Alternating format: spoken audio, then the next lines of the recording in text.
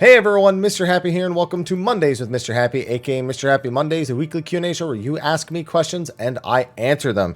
It's been a busy week. Variant and Criterion have taken a lot of my time. Plus, of course, I got caught up with, Hildebrand, and I did my Relic, and I'm getting tomes for the various ones. But then this week, we've got Stranger of Paradise with the Gilgamesh DLC. We've got Star Ocean 6, and we got, soon after, going in November, we got Harvestella, Tactics Ogre, Sonic, God of War, Pokemon. You're going to hear me say this a lot for the next several weeks, because it's the main thing that's on my mind right now. Fortunately, I had some time to catch up the VOD channel a bunch, and there's still a bunch of things I need to upload to the VOD channel, including some of the stuff from this patch in particular. Like, I guess first time doing Hildebrand, I guess I could tack on the Manderville weapon quest line at the end of that. So there's all sorts of things I'm still catching up on. So much so, in fact, that I'm recording this at 3 in the afternoon. I think the last several months have been at 8 p.m. or something like that. Because I got to do my Variant 12 Path Guide. I want to do a video on my thoughts on Variant Criterion. I want to do a video on... I still have to do my Melee verses. I'm doing this. Plus, I'll have probably something for Stranger of Paradise, something for Star Ocean 6. So, a lot of deep breaths, deep breaths, deep breaths. In other news, though, finally upgraded my Arctis Pro wired for SteelSeries to the Arctis Pro wireless. It's just been a stocking issue because it's been such a hot seller that even I wasn't able to get one as my sponsor. Like, they sponsor me, so I was waiting for a long time. They came through in the end. So glad I can finally go back to being reckless and wearing them around the house and totally not dropping them on the kitchen floor like I have before. Don't tell them that. Either way, don't forget, SteelSeries, sponsor. We got a link, discount code. Advanced GG also just released canned Advanced GG. I haven't actually tried that yet. I think I have some coming the next week or so, something like that. Either way, I'm sure we got a bunch of questions, so I should stop rambling on. Thank you to our sponsors over on Patreon, by the way, for supporting. They don't have to. You don't have to. I'm always going to post these videos. You can always enjoy these videos for free. So if you're over there and supporting, thanks.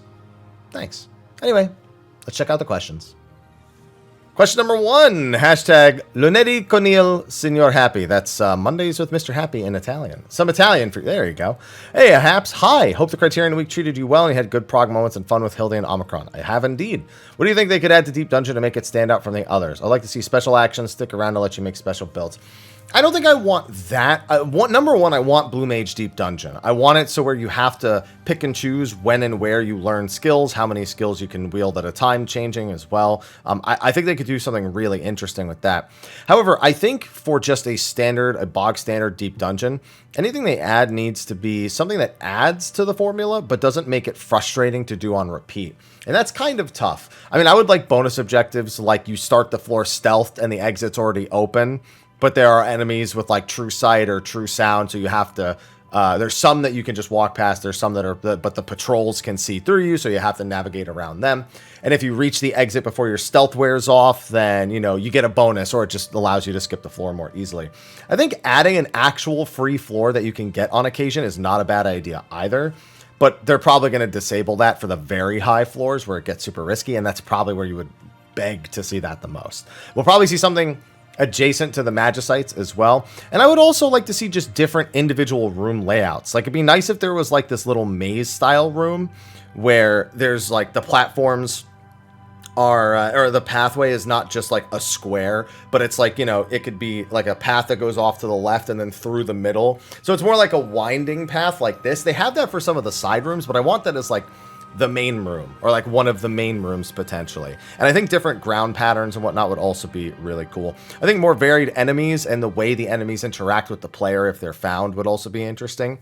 And on top of that, random boss mobs. I know a lot of this somewhat seems like it's taken from Final Fantasy XI, but they're also just things that make sense for this style of content. So add more bonuses, add more random events, and you just have to balance it around not being too frustrating in the case that you encounter a lot of it.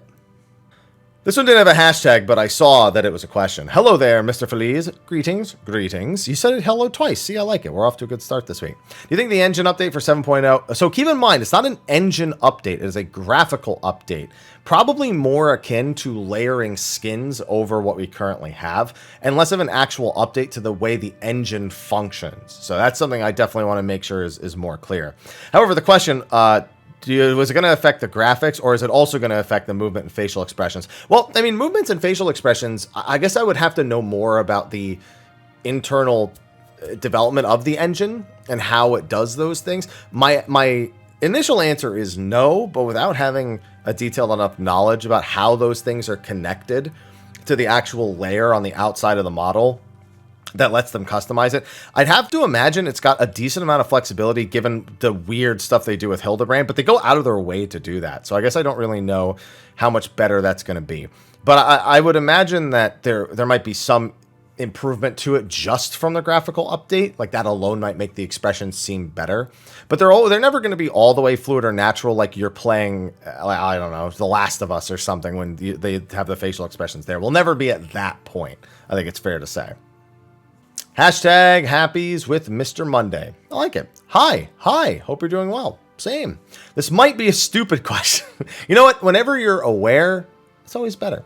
But I thought that when the relic dropped, we'd be able to get glowing weapons as well. No, we normally only get one step, and then the very first step of the next update is normally a glowy version. Sometimes, I'm trying to think if we've ever just not gotten a glowy version of one of the steps, and I don't think we have.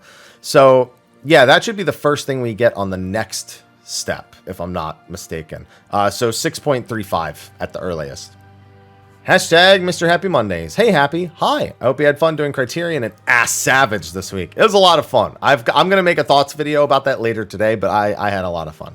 I'm writing this while the servers are down, so hopefully this doesn't age poorly. I guess we'll have to find out. Do you think that the game could benefit from more varied fight lengths? This is something I've thought of before, but this raid tier is really brought to the forefront with P6 and P7. Interesting. I feel like they could have been much more interesting fights where they only about 7 minutes long instead of 11 minutes. Yeah, it's interesting because it's I don't really like the 7-minute duration or the around 8-ish minute duration that we get a lot of. But there are some fights where it feels like they feel obligated to make them that long because we're used to them being that long.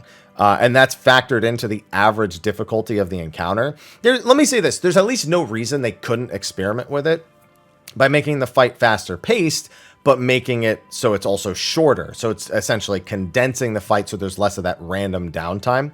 But I also know that the reason why those fights are that length is because they like having some random downtime. So players can recollect themselves, recover, mentally prepare for the next thing. It's by design, and that's why those fights tend to drag on like they are.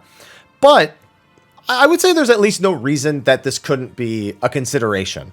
It's just a matter of if it clashes enough with their design philosophies or if they can make it work within their design philosophies. Hashtag Mr. Happy Mondays. Hey, Haps. Hi. Hope you had a great week. Same to you. 2 questions for you. Wow, 2 questions, and this is all the text. That's very condensed. I like it. With 7.0, do you think the level cap will go to 100, or do you think they'll go with the Final Fantasy Classic and only go to 99? I mean, there are Final Fantasy games that go to 100. That does exist. They're not going to only do 9 levels. I mean, let's be honest. At some point, they have to squish the levels anyway. So we'll go back down to a lower number sooner or later. Yeah, no, they're just going to go to 100. They're not going to try to be cheeky with the 99 or anything like that.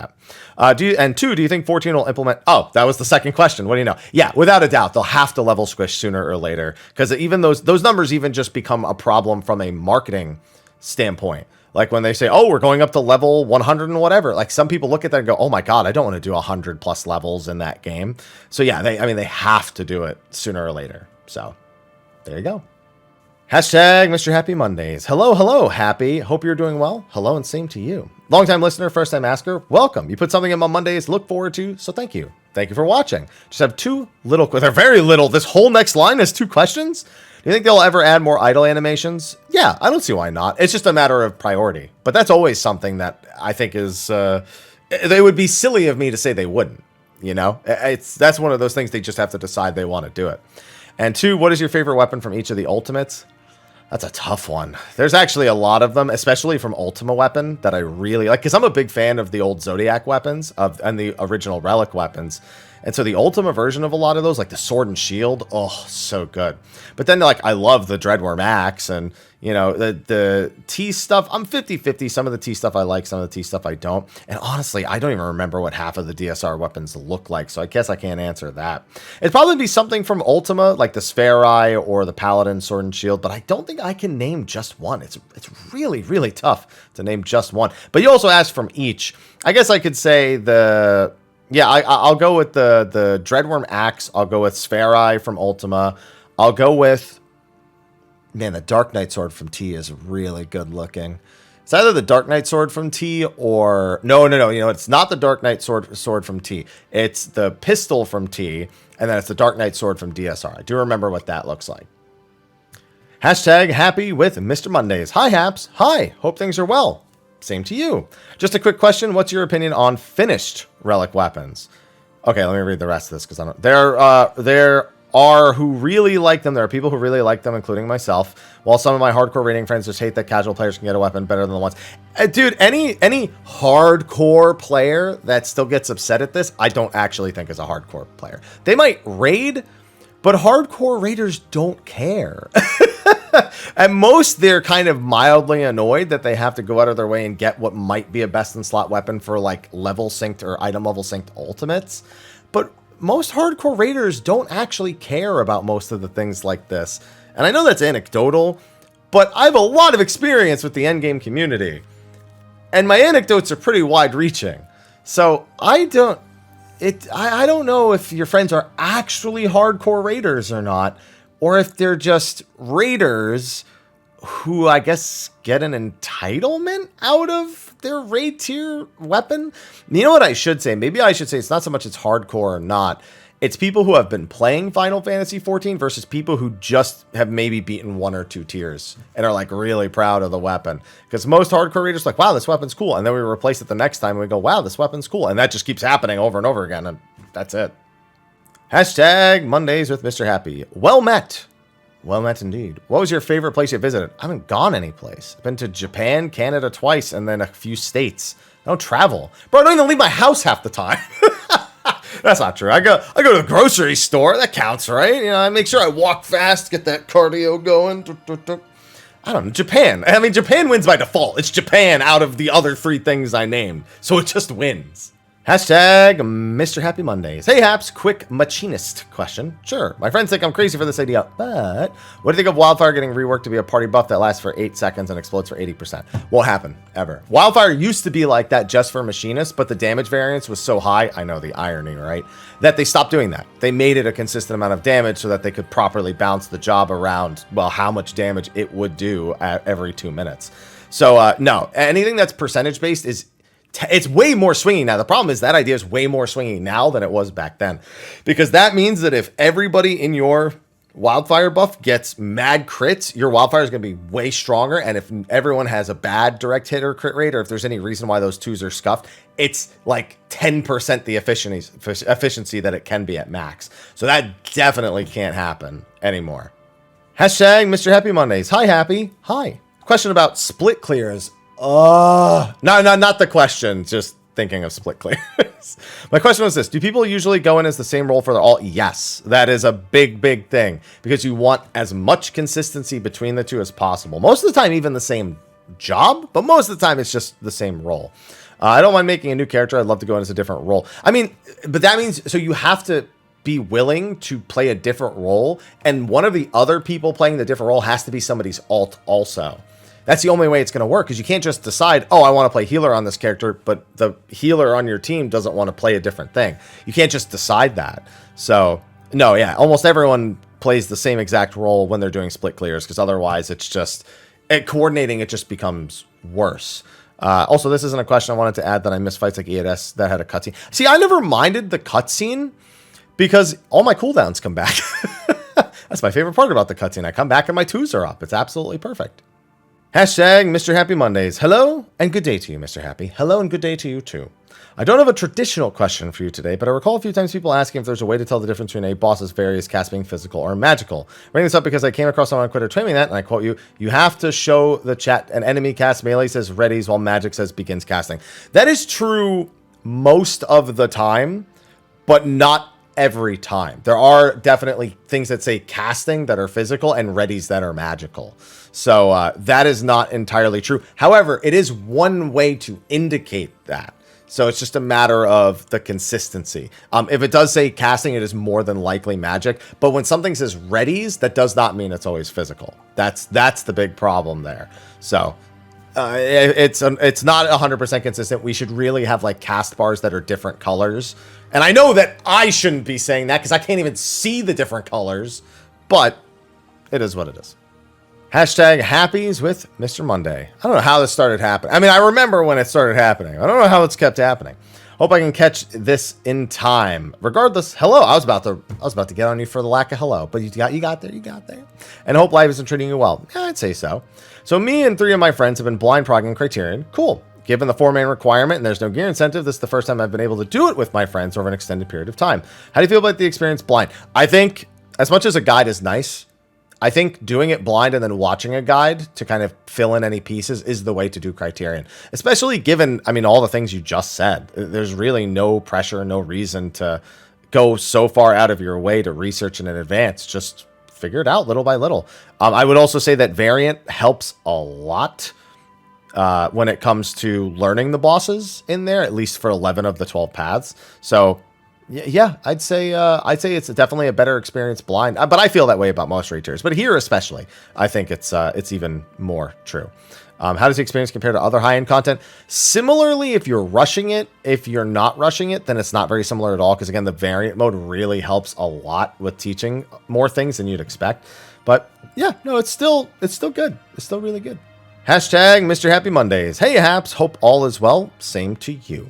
Different kind of question today related to owning cats. Oh boy, you mean cats owning us. I'm looking to get a cat, but I'm worried about having them around cable. So my question is, what are your experiences? Nothing hanging. If you have cables, that's fine. I would try to find out if you're adopting a cat or rescuing a cat or whatever you're doing. Try to find out very quickly if they are wire chewers. Neither of my cats are wire chewers, but if I hang the open end of a wire, Ivy swings at it.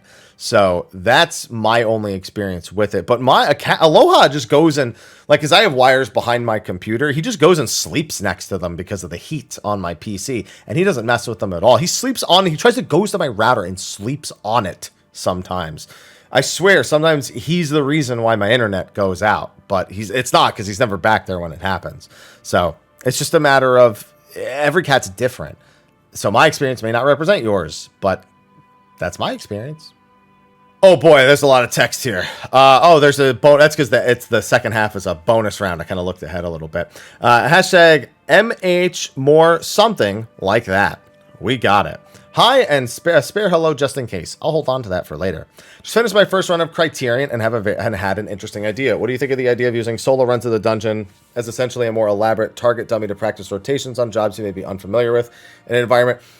I mean, you can do that on anything. Although I would like to say that as soon as you have to use a Criterion action, if you're solo, it's all scuffed. Like if I have to ever use Criterion or Variant Cure, it ruins everything. And so probably not the best place, but at the same time, you could. I mean, but you can do this in any content. You can do this in a 4-man dungeon. Like I do my full opener on dungeon bosses minus the pot most of the time. And, I still have to think about uptime and where I'm going to be placed and where my teammates are. I personally do all that in dungeons anyway. So for this is really no different, regardless of whether or not you're solo. But yeah, if you want to do it that way, you can. It just doesn't. It's no different than doing it anywhere else in the game, I suppose. Let's see. And then for the bonus question, considering variant dungeons and limited jobs. Oh, God. It already says it doesn't allow them to have thought. They said before they can check if you've completed content on a specific job, but they can't exclude any jobs from particular achievements. That's why they don't let blues do ultimates. Have they considered the idea of checking if you already cleared an ultimate on a different job for letting go in on blue? They could, but they have no way of enforcing 8 blue. The problem is that might allow you to go in on blue, but that still doesn't stop you from doing the only way for them to actually do a blue mage specific ultimate or something of that capacity is to make it its own instance. So like you'd have to beat it. And then here's the problem with that. It's not even that just beat it. It needs to just be its own queue. Because who's to say you have to beat ultimate on another job before you can do it on blue mage? You know, that there's no reason for it to be that way. But they would just, it literally needs its own queue, so it has its own instance check. That's the only way we'll ever see it. But that's also not the only reason they don't make blue ultimates. They said they're concerned about it undermining the achievement of beating an ultimate normally. I don't care, personally. Just let us do it, please. Hashtag Mondays with Mr. Happy. Good day, Misser. I'm not Miser, I'm Mr. Anyway, question for you is your thoughts and ideas 8-man tripwire. Oh, don't make me talk. I've already talked about 8-man tripwires so many times. Yeah, so I've thought of 2 sets of 1 to 4. I thought of 1 set from 1 to 8. I've also just thought about what the actual layouts have to look like on the arena that make them different from something else. But yeah, I mean, there's a ton of different ways the tripwire mechanic can be used, and it will most likely be used anyway. So that's going to be hilarious to see, because they're almost certainly going to use it somewhere else. Hashtag Mr. Happy Mondays. Hey, Hapson, and good morning, evening. Hello, and good morning, evening to you too. I was actually using the Rival 500. Fantastic mouse. Loved it until I got the new one. Because I referenced your setup when picking up the game, as I was a SteelSeries fan myself. Perfect. If I recall, you've changed a new mouse. Yes, I have the Aerox 9. They sent it to me 4 days before Dragon Song Reprise came out. I was like, maybe this is the best time to learn how to use a new mouse, but it was just as intuitive as the other one. I'd used 12-button side mouses before I started using SteelSeries, so I had familiarity with it, and it fits in my hand just fine. I do love the Rival 500 button layout. I still do miss it to this day, where it's just like your thumb, you like lean your thumb down or lean your thumb up or push your thumb in, or like, I loved that. And I still kind of want them to bring it back at some point, because I thought it was going to be really hard to get used to it. And every person I recommended the 500 thought they were going to struggle with it too, same as me. And they didn't. So we were just all so surprised. But then I got this, and this was just like, this is like riding a bike. I've used this type of mouse before. It's familiar, and I know why a lot of people love it. But it only took me a day to get used to it again for that reason. So if you have no experience with this, then it's a bit of a learning curve, but it's a good mouse. I would pick it up with the wire. It's wired, so I don't want to tug on it too much. So yeah, but it's great. Side note, I'm looking to swap my mouse because you said SteelSeries dropped support. Yeah, I have a spare 500 somewhere in my office here, but I have the Aerox 9, so I don't need that spare. And now it's just there in case anything goes wrong. But 9s work great for me, and I've been using it for many months at this point. Hashtag Mr. Happy Mondays. Hello. Hi, quick one. If you need a light. No, we're doing good on time. We're doing really good on time right now. How long before FanFest tickets typically go on sale? I'm going to get this question a lot, so I expect to have to repeat myself a lot. 3 to 4 months before FanFest is when you should expect tickets to go on sale. So in this case, March or April would be the time I would expect it. A lot of the hotels you can book will not charge you right away. They won't charge you until later. I would check with your hotel, because there are absolutely hotels that will do that, but as long as your hotel will allow you to like cancel up until like 48 hours before the actual booking, yeah, just check that first, and then you can get the booking now. And then if you don't actually go, I mean, or maybe you don't get a ticket, but you decide to go because people you know are going to go, and you can grab dinner with them, catch a show in Vegas or something like that, and still take a little vacation. You might decide you want to do that at the end of the day. So that would be my recommendation. Hashtag Mr. Happy Mondays. Hi, Haps. Hope you're doing well. Same to you. You mentioned you don't like 08S. Yeah, I don't like God Kefka. I don't like Kefka or God Kefka very much. At least, yeah, you do remember it perfectly. I joined in Shadowbringers, did it unsync over 50 times because it's one of my favorite fights. I was wondering what makes it not enjoyable. I just don't think anything about it's fun. Like, all the sections between Forsaken are so boring, and Forsaken is not much more exciting unless you're a tank, I suppose. Now, I will say that at the time, we had very different ways of tanking and healing as well, and that's when my memories kick in. You know, like the 1 HP right at the start of the fight mechanic. So, you know, back then, healers could potentially pull aggro because of that. And then, you know, the constant healing checks during other... I don't know. It's just boring as a DPS. I think that for everyone, it's boring between Forsakens, and then Forsaken 3 and 4, like the entire like last third of the fight is the same. That's a problem I have with all Stormblood fights, is that the very end is largely the same. And for the first phase with regular Kefka, half of each of the tower phases, and the whole last tower phase, as a matter of fact, just boring. They're just not fun or interesting or clever at all. The whole reversal thing was like mildly interesting for a little bit, but it's a really long cast and a lot of visual tells that eventually is just to barely do anything. Half the time you're already in position for them. So, I don't know. I think it was less creative. I also have a grudge against normal mode. You cannot, and I repeat this, you cannot only include 3/4 of Dancing Mad in a fight. You can't do that. You can't in normal mode go, yes, here's the third part. I bet you can't wait to hear the last one. Fuck you. Go do Savage. That's how you get the last part. You can't do that with Dancing Mad. It's the whole thing. You got to have the whole thing together. So, that's a minor grudge, but I also just don't like the Savage fight very much. Hashtag Mr. Happy Mondays. Hi, Haps. Hi. Hope you're well. Same to you. So I've been following quite many 14 creators so far, and even though each of them creating their own content for various different aspects, lately they're kind of discussing something similar, which is XIV seems to be heading in the direction of failing because of the issues in their success. I hate this topic. It's not your fault. Your question's perfectly fine, but this topic is annoying to me. Makes me kind of think perhaps this is how WoW started to fall gradually. No, WoW started to fall gradually because they actually made a lot of very weird decisions. WoW ran into the issue of trying to be so drastically different all the time that it was just rewriting itself. And then they started trying to add things that were like force people to play more or like at least greatly encourage it.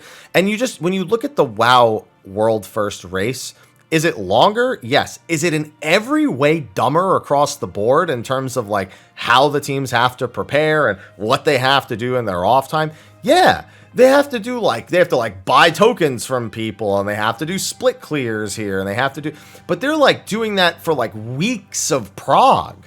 And then before that, they have to do the like massive sales to even get the gold to make the purchases that they need. And there's all sorts of like weird little things, not to mention they very much more often than Final Fantasy XIV have balance issues.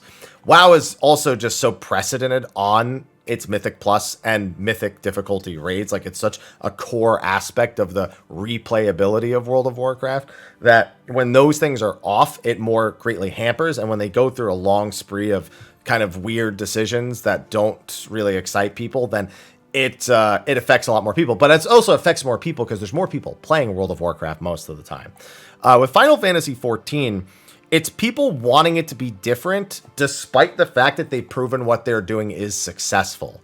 Now, there's also nothing inherently wrong with not wanting to do the same thing over and over. I think most people, even people who say they love things the way they are, to some capacity, even they want change. So it's a tough thing because they try to make changes that are within certain parameters that won't negatively impact the majority of players while also trying to appeal to fewer, the smaller groups of players, the more niche, the louder players like myself. And there's really no winning either way. You know, the people who don't care won't care, and the people who do care are always going to be loud about something. I mean, I have a YouTube channel because I'm loud about things. So, no, I don't think it has anything to do with the success of the game causing its failings. It's not failing. No part of it's failing. But people who are just kind of tired of doing the same things or want to see some sort of systematic change say that it's coming apart at the seams and stuff like that. It's a more nuanced topic. I'll give you that. I can't really go into every little detail, but what I will say is this. Final Fantasy XIV will do what continues to pay the bills. And whether or not someone agrees with those decisions, they have two choices. One, say something about it, which I very actively encourage, or B, accept it. And then where you go from there is entirely up to you.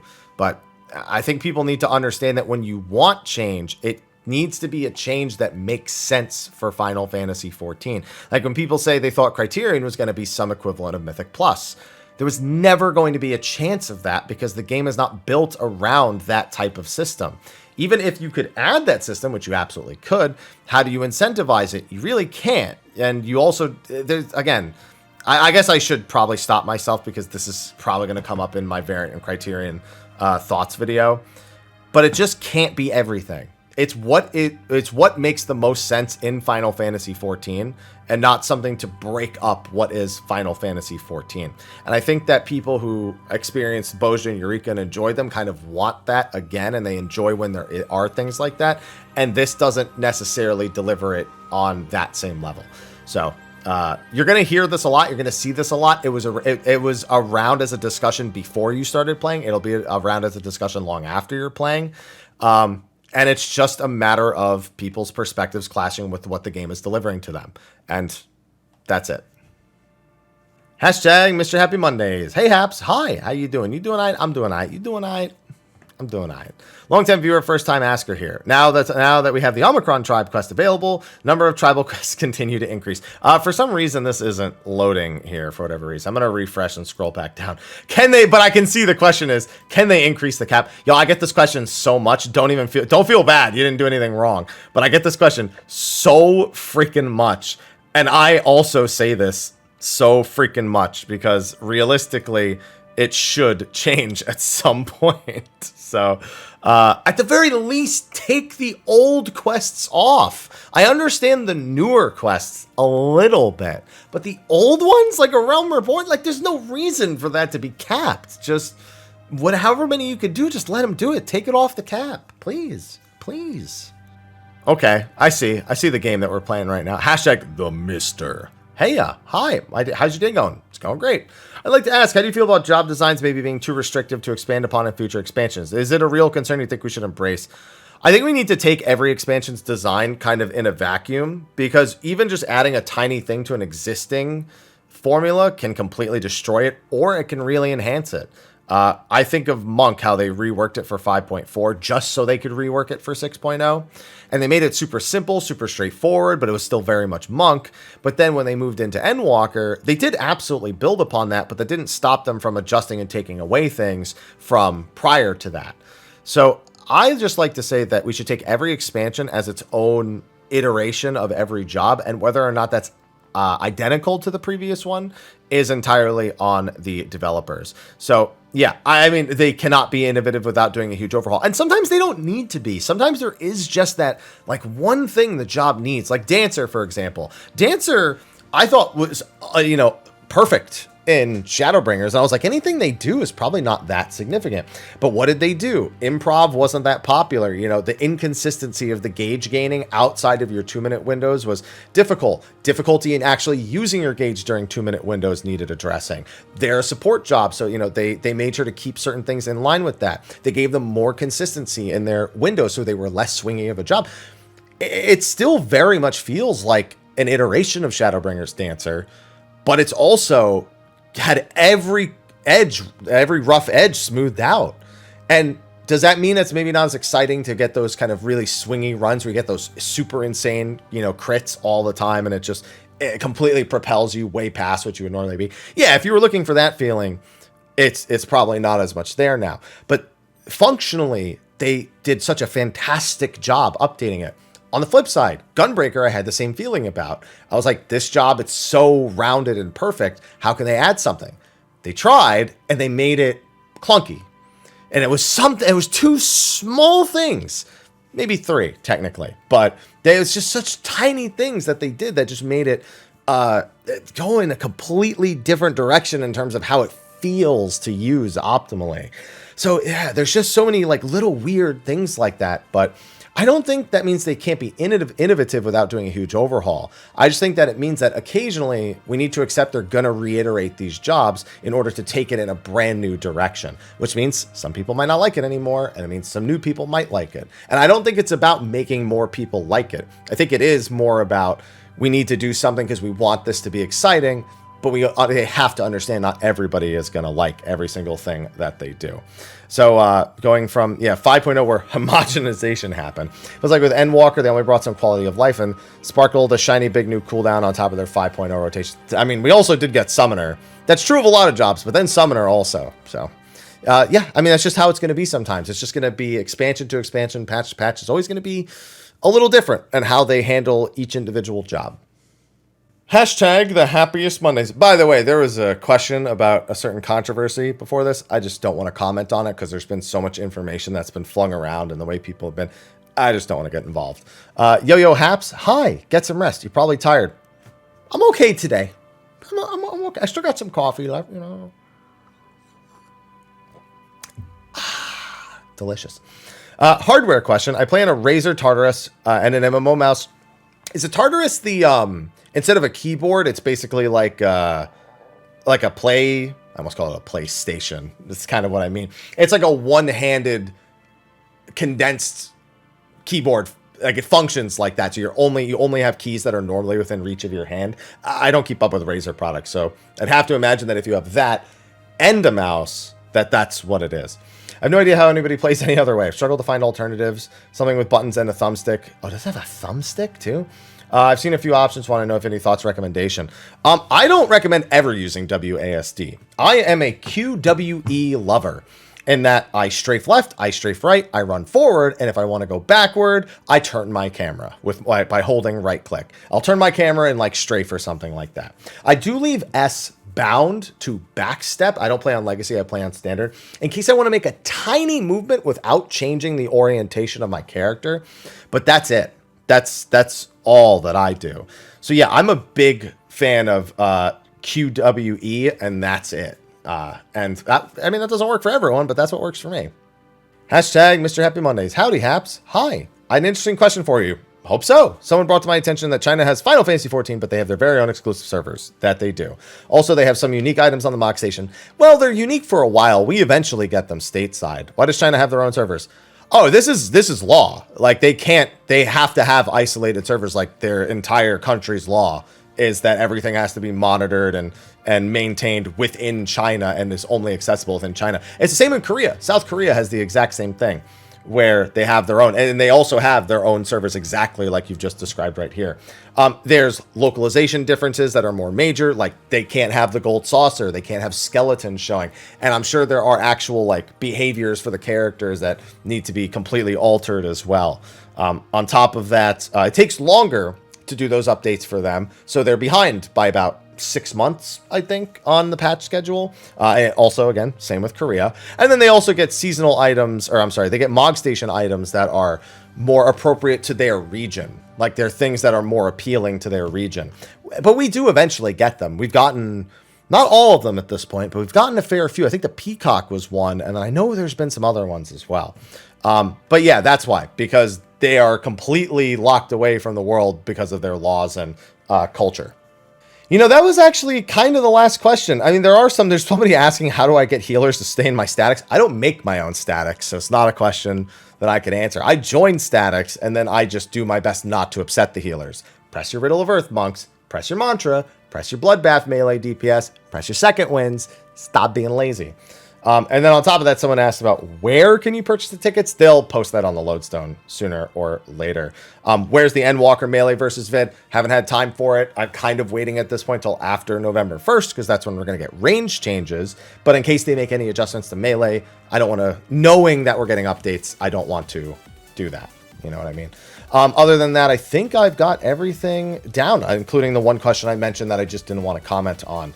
But with that, that is going to be a wrap for this week's episode of Mondays with Mr. Happy. Be sure to like, favorite, subscribe, and share. And if you have a question, put it in the comment section.